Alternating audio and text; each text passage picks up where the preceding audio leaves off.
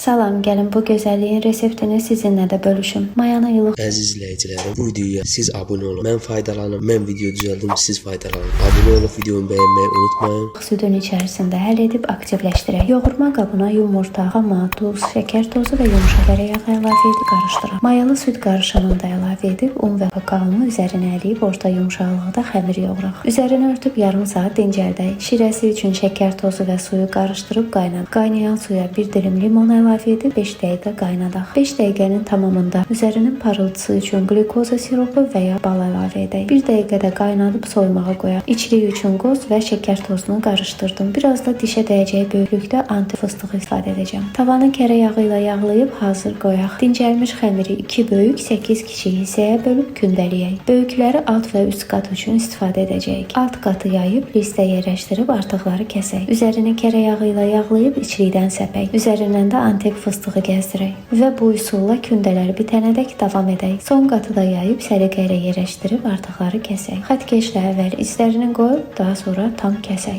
Aralarına kərə yağı gəzdirib 180 dərəcəli sobanın alt-üst rejimində 50-55 dəqiqə bişirək. Qaynar paxlavanın üzərinə soyuq şərbətin hamısını əlavə edək. Şirənin canına tam çəkməsi üçün 1 saat gözlədib daha sonra üzərini fıstıq ovuntusu ilə bəzəyək və budur.